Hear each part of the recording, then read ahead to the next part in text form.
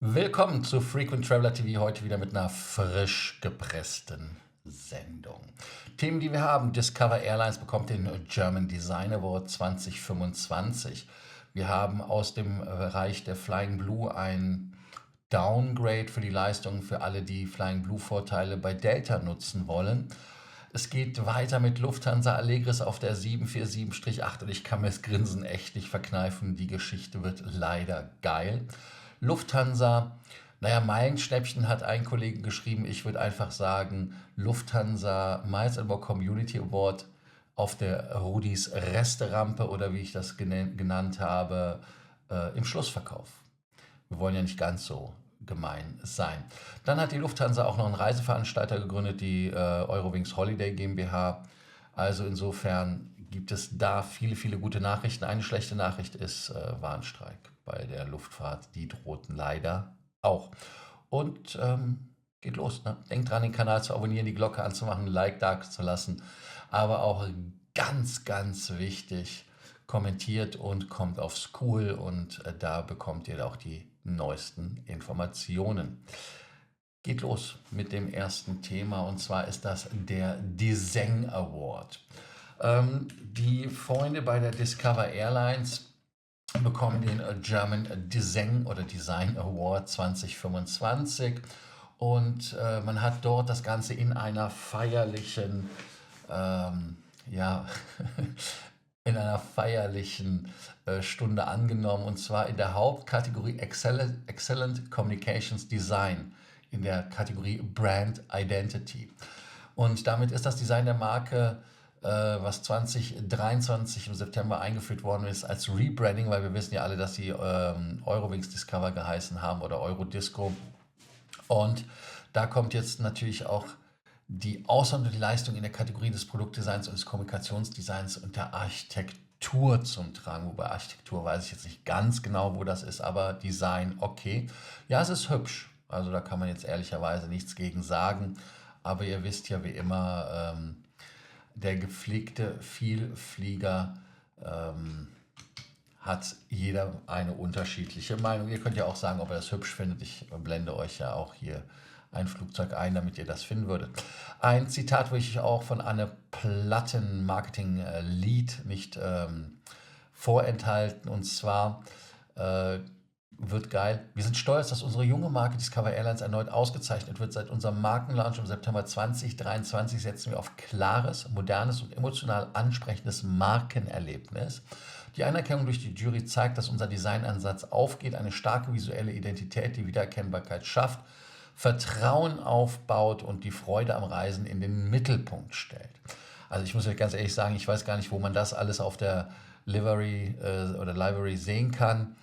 Ja, da finde ich Condor eher besser. Aber nun gut.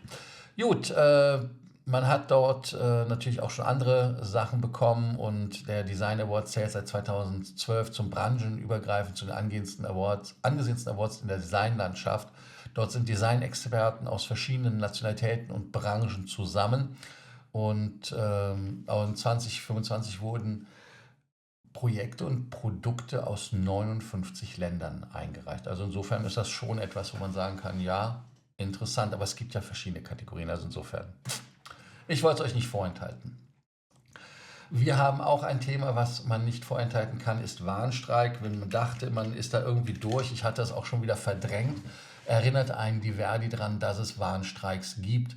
Und da sagte Behle in Berlin, wenn da nichts kommt, wird es sicher zu einer deutlichen Ausweitung vor der Bundestagswahl kommen.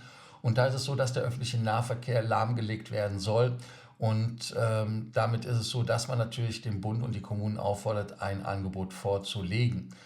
Auf die Frage, und das ist ja das, was für uns das Spannende ist, ob an Flughäfen da auch irgendjemand betroffen von sein wird. Und da war die Antwort, da wird sicherlich noch was kommen. Und man hat ja auch eigene Aktionen bereits Anfang der Woche. Starker waren natürlich die Pendlerinnen und Pendler von den Warnstreiks, da man dort im Nahverkehr, im Öffentlichen was gemacht hat, etwa Ruhrgebiet, aber auch in Großstädten. Erzieherinnen, Erzieher waren im Ausstand und die Leute haben dort auch eine relativ große Streikbereitschaft, muss man sagen, in dem Bereich. weil die Busfahrerinnen, Busfahrer, Krankenpfleger, Erzieher, Erzieherinnen, Mitarbeiter bei Müller für Klärwerken, Straßenbahnfahrer, Angestellte am Flughafen dort dann auch schon mal die Arbeit niedergelegt haben und haben gezeigt, dass sie da bereit sind, was zu tun.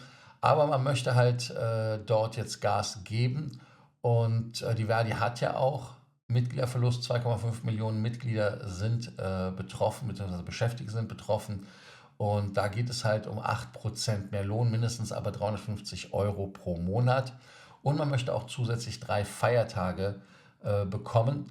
Und man soll damit dann halt Zeitsouveränität und Flexibilität bekommen über sein Meine-Zeit-Konto. Dass die Folgen zur Bundestagswahl zu den zweiten und dritten Verhandlungstermin falle, schafft natürlich eine besonders schwierige Situation. Ist ja klar, weil dann auch die Partner, glaube ich, wechseln, sagte Faeser. Angesichts der Bundestagswahl am 23. Jahr habe sie selbst ein gewisses Zurückhaltungsgebot.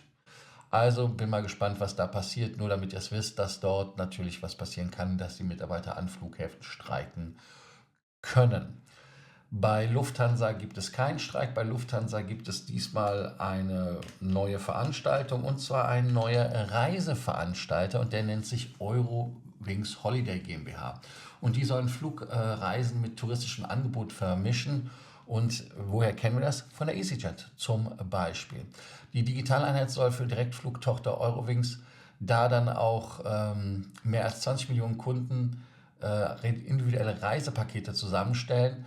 Wenn man sich das anguckt, bei EasyJet Holidays, die heißen nicht ganz anders, hatten gestern 56% Erlebnis plus auf 190 Millionen Pfund. Und damit macht man 1/3 des Gesamtgewinns bei EasyWings aus. Und wenn ihr jetzt sagt, Lufthansa, woher wissen die alles, wie es geht? Die gehen natürlich zu einem, der das kann, und das ist der Kollege Kögel.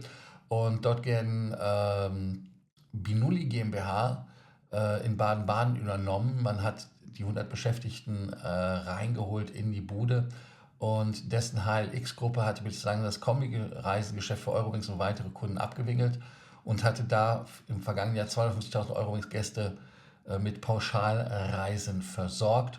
Und damit ist es so, dass man bei Kögel auch jemanden hat, der sich auskennt. L-Tour kennt ja jeder und er hatte auch L-Tour gegründet und hatte damit auch die Last-Minute-Reise bei uns in Deutschland bekannt gemacht. Ich erinnere mich bei meiner Mutter, die bei L-Tour Reisen mal geguckt hat und auf der App. Ich weiß nicht, wie das ist.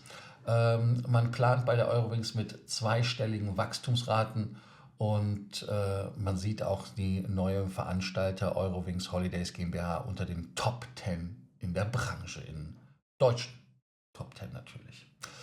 Gut, ich bin mal gespannt und jetzt seid ihr dran, was ihr davon haltet. Aber es ist keine Frage des Tages offiziell im Moment, denn da habe ich ein anderes Thema, was ich habe und das ist das Thema, was jetzt kommt. Und zwar Lufthansa Allegris. Und da gibt es wieder Lustigkeiten, Nettigkeiten, wo man sagen muss, kannst du dir eigentlich nicht ausdenken. Und jedem, dem man das erzählt hätte, hätte gedacht, Alter, hast du irgendwas geraucht oder hast du in deiner Trinkflasche etwas, was du nicht verträgst? Und da muss ich sagen, nö, das macht die Lufthansa ganz alleine.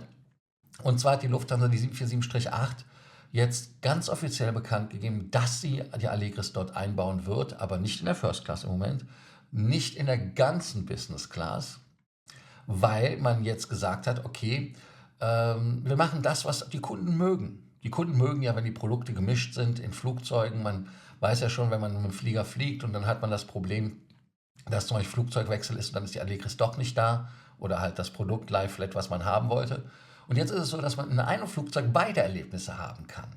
Heißt also, die 19 Boeing 747-8er bekommen in der Business Class unten, und die werden auch irgendwie jetzt sukzessiver umgebaut, Allegris, aber nicht oben. Der Grund ist nicht das Gewicht, wobei das wahrscheinlich auch ein Grund sein wird, sondern weil die Kabine oben nicht breit genug ist und die Breite, dass man da mit den Sitzen nicht hinkommt. Und wer schon mal in der 747-8 First Class geflogen ist, der weiß ja, dass vorne in der Nase das auch alles konisch zuläuft. Also genau dasselbe Problem, aber da hat man auch noch keine Lösung. Da gibt es wohl von Lufthansa einige Vorschläge und man möchte mal gucken, wie das ist. Aber jetzt hat man halt im Prinzip das Thema, dass man, wenn man oben sitzt, immer noch die 222, also die 2-2-Bestuhlung hat. Und zwar von Reihe 81 bis Reihe 88 komplett gearscht ist in der Business Class. Also man hat dann den alten Sitz und damit kann man dann halt wirklich dem direkten Gangzugang Ade sagen. Ich weiß auch gar nicht, inwieweit man da jetzt sagt, dass das alles okay ist. Vielleicht verkauft man das ja als Business Basic. Ich habe keine Ahnung, was die Lufthansa macht.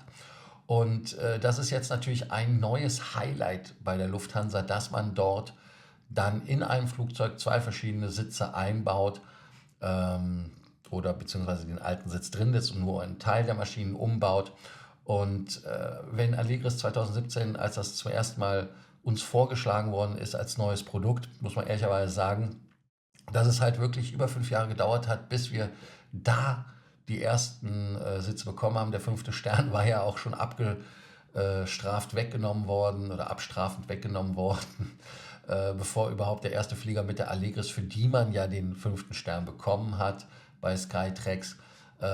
Und jetzt ist es wirklich so, dass man natürlich jetzt 2025 auch mit der First Class durchstarten will. 2024 hat man, glaube ich, den ersten Flieger mit der First Class gekriegt, war ja 350er. Und man hat auch neue Ziele, die ich ja bei euch genannt habe. Das war Delhi, San Diego und Newark, Shanghai und Chicago. Bengaluru sind Ziele, aber auch neue Ziele dabei. Aber Allegris ist und bleibt ein Drama. Und ich bin mal gespannt, ob man da in irgendeiner Art und Weise die Kunden davon überzeugen kann, von Reihe 81 bis 88, dass ihr dort besonders gut sitzt. Ich persönlich finde die Kabine unten toll, weil das halt wirklich ein Flugerlebnis ist. Man ist da im kleinen Flugzeug im Prinzip, ist wie ein Private Jet, ist wie so ein A318. Man ist da quasi unter sich und hat nicht diese große das große Rumgelaufe in der Kabine und alles ist alles toll, aber ich muss hier ehrlicherweise gestehen, ich finde es dann doch relativ keck, dass man diese Allegris in ein Flugzeug einbaut und oben nicht. Also das heißt, dass man eine Kategorie hat mit dann wahrscheinlich mehr Sitzkategorien, alt und neu im Vergleich. Kann man ja machen. Ne? Der eine fliegt mit der alten und kann vergleichen, ob die neue besser ist. Deshalb die Frage des Tages und das war auch die Kategorie, die meines Erachtens wert ist, dass man dazu die Frage des Tages stellt. Wie findet ihr die Allegris-Lösung in der 747-8? Wie findet ihr das, dass man zwei verschiedene Business Classes hat? Und wie ist es eurer Meinung nach zu vermitteln an den Kunden? Und mit der First Class, das ist ja eher ein Side Note, dass das ein Drama ist. Also das finde ich auch relativ spannend. Ihr könnt dazu ja was sagen in den Fragen des Tages unten beantworten. Lufthansa Miles & More Community Award, der verkauft sich anscheinend auch nicht so schön, wie man sich das vorgestellt hat. Der erste Community Award war ja auch angeblich anscheinend relativ schnell ausverkauft. Und man ist da auch dann erfolgreich von München nach Kapstadt, glaube ich, geflogen und dann zurück. Die Leute fanden das auch durchaus okay. Jetzt hat man dann gesagt, war das so ein geiler Erfolg, weil man fliegt von Zürich nach Miami mit einer 777, die auch ein bisschen leicht größer ist und hat damit natürlich auch das Problem, dass man mehr Leute bekommen muss. Jetzt hat man aber das Problem, dass man den Preis halbieren musste wohl, weil die Leute nicht so viele mitbekommen wollten. Also kann man jetzt von einem Rudis Resterampe oder ich nenne es ja einfach am Schlussverkauf nennen und kann da jetzt natürlich feststellen, dass wenn man dieses Angebot, das nur bis heute gilt für Hin- und Rückflug, vom 12. Februar gilt und der Hin- und Rückflug ist 12. bis 19. März, dann kostet das 37.500 Meilen für den Roundtrip und augenfreundliche 100 Euro. Natürlich gibt es andere Fluggesellschaften, die das auch gemacht haben, aber ich weiß gar nicht, warum man da jetzt anscheinend die Bude nicht vollkriegt, weil ja eigentlich so ein Programm drumherum ja relativ nett ist in meinen Augen und dass man da Spaß hat.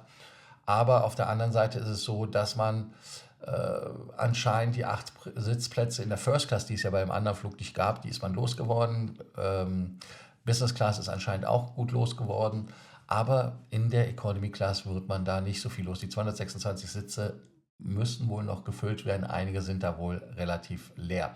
Wie ist das Schnäppchen aufgebaut? 50% Meilennachlass für den Roundtrip in der Swiss Economy. Angebot buchbar ab sofort für Hinflug 12.03., Rückflug 19.03. Als Returnflug 37.000 Meilen in der Economy Class inklusive 50% Meilennachlass oder als One-Way-Flug 37.000 Meilen in der Economy Class. Also insofern seht ihr das, wenn ihr einen Return bucht, kriegt ihr das gleiche zum Preis von, kriegen sie quasi doppelte Leistung, weil du kommst auch mit hin und zurück. Ja, ich weiß nicht, woran das liegt. Eventuell, weil man so lange dort ist, weil das sind ja 7 Tage, die man im Mai dann dort sein muss. Man hat auch Holzklasse. Preise fand ich auch relativ knackig, aber ihr könnt ja dazu schreiben, als zweite Frage des Tages, was ihr dazu haltet. Findet ihr den Miles More Community Award interessant oder nicht? Ist es vielleicht auch das Ziel? Vielleicht will man noch nicht einmal nach Miami. Eine Woche. Ich persönlich finde Miami relativ too cool. Also relativ toll. Aber ich persönlich wäre lieber nach Los Angeles geflogen und fliege auch nach Los Angeles nächste Woche. Und ich würde auf den Award nicht gehen, weil ich quasi am dem Tag, also komme ich zurück. Ich glaube, ich komme sogar zurück, wenn der losfliegt. Also ich würde das gar nicht zeitlich schaffen, weil ich so lange in Los Angeles bin. Das letzte Thema, was wir haben, ist Flying Blue. Flying Blue ist ja das Programm von Air France KLM und man hatte, und Betonung liegt auf hatte, Vorteile bei der Delta, wenn man gebucht hat. Es gab dort entweder kostenlose Sitze oder rabattierte Sitze in der Comfort Plus Zone bei der Delta und das ist jetzt anscheinend weggekommen ist weggegangen und Flying Blue sind nicht mehr, also diese Base-Members dürfen halt nicht mehr bei den Economy Light Fares das Ganze machen und ich glaube, dass das natürlich für Flying Blue Light-Mitglieder auch ein Benefit-Downgrade ist, dass man diese Comfort Plus jetzt nicht bekommt. Und ich bin mal gespannt, dass Air France KLM Mittelsitze gibt für die Leute als Nicht-Status-Passagiere, weil man muss ja ehrlicherweise sagen, als Flying Blue Member ist man ja da nicht wirklich, nennen wir es einfach mal, ein Statuskunde, weil man wirklich die Karte einfach so, dass man sie hat. Auch hier könnt ihr dazu sagen, was ihr davon denkt.